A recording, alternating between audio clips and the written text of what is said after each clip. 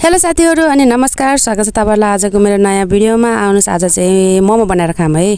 मोमोको लागि पहिला सुरु चाहिँ मैले चाहिँ यता पिठो मुछ्दैछु साथीहरु, अनि त्यसपछि चाहिँ भेज मोमोको लागि चाहिँ बन्दा प्याज अनि त्यसपछि मसौरा काटकुट गरेर पकाएर पनि यता चाहिँ मैले चाहिँ पकाएको तरकारीमा चाहिँ फेरि यहाँ मोमो मसला, लसुन अदुवाको पेस्ट अनि त्यसपछि नुन हालेर चाहिँ यता मोल्दै छु। मोलेर चाहिँ अनि फेरि यता अचारको लागि चाहिँ तिल राखे अनि त्यसपछि यो चाहिँ टिमुरको छोप हो, यो मैले घरमै बनाएको। अनि यो चाहिँ टमाटर पकाएको, मेथी र प्याज राखेर अनि पछि चाहिँ काँडे धनिया पनि राखेर अनि यता चाहिँ हाम्रो भेज किमा चाहिँ रेडी भइसकेको थियो। फेरि यता आन्टी र छोरी भएर यो किमाले पुग्दैन, आँखा लागेन भनेर फेरि 1 किलो मासु किनेर ल्याए।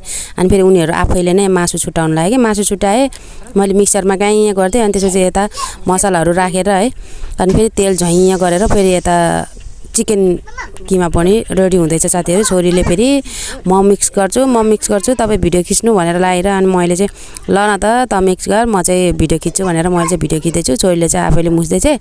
अनि मुछेर भाँडा पनि धुन पर्छ नि भनेको मुख बिगारेको के, अघि देख्नु भयो नि मुख बिगारेको। अनि यता चाहिँ मुछिसकेर चाहिँ फेरि छोरीले यता अर्को भाँडामा यो किमालाई खनाउँदैछ। किमा पनि रेडी भइसक्यो, अब चाहिँ मोमो बनाउन लाग्नु पर्यो। मैले चाहिँ सुरुको 2-4 वटा बेले हैन, अनि छोरी र बहिनी भएर चाहिँ मोमो र्याप गर्दैछन्।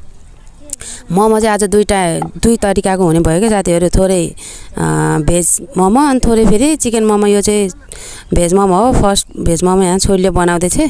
यस्तो डिजाइनको बनाउने रे भेज मोमो चाहिँ, यही शेपको मात्रै बनाउने रे के, दुईटा शेपको छुटे छुटे मोमो बनाउने रे, चिन्न सजिलो होस् कुन चिकन हो कुन भेज हो भनेर। यो चाहिँ छोरीले फर्स्ट बनाएको मोमो है, देख्न सक्नुहुन्छ। मेरो छोरी चाहिँ अरूमा नजान्दै पनि मोमो बनाउन चाहिँ सिपालु छ है। अनि फेरि आफैले खै त्यो भएन, त्यो शेप राम्रो भएन, फेरि म अर्को बनाएर देखाउँछु भनेर फेरि यता अर्को पनि बनाएर देखाउँदैछ। यो पनि खिच्न, यो राम्रो हुन्छ होला अहिलेको भन्दाखेरि अहिलेको राम्रो भएन भनेर भन्दै चाहिँ यहाँ चाहिँ आन्टी र छोरी भएर बनाउँदैछन्। म चाहिँ त्यही खिच्दैछु है। मेरो काम भनेको बेल्दिने, डल्लो बनाइदिने, बेल्दिने अनि त्यसपछि भाँडा लगेर पकाउनेमा राख्ने, पाकेपछि निकाउने, खनाउने। यिनीहरू दुईजना बसेर चाहिँ यसरी मोमो पोका पार्ने उनीहरूको काम चाहिँ। यो चाहिँ बहिनीले बनाएको मोमो है। अनि यता हाम्रो भेज मोमो पनि सबै पाकेर रेडी भइसक्यो साथीहरु, 3 भाँडा भएको थियो।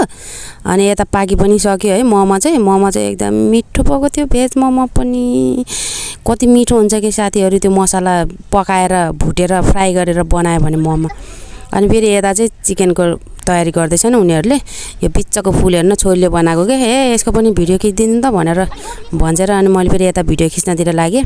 अनि फेरि मोमो बनाउँदै बिचमा चाख्ने त मेन्डेटरी नै हो, अब चाख्नै पर्यो है। मैले चाहिँ यता तपाईहरुलाई खाएर देखाउँदैछु मोमो कस्तो मिठो भयो भनेर। मोमो चाहिँ एकदम मिठो भएको थियो साथीहरु। चिकन मोमो पनि मिठो थियो, चिकन मोमो भन्दा चाहिँ अझ भेज मोमो झन् यस्तो मिठो भएको थियो है। त्यो तरकारी के, त्यो किमा भुट्यो भने एकदम मिठो हुन्छ कि।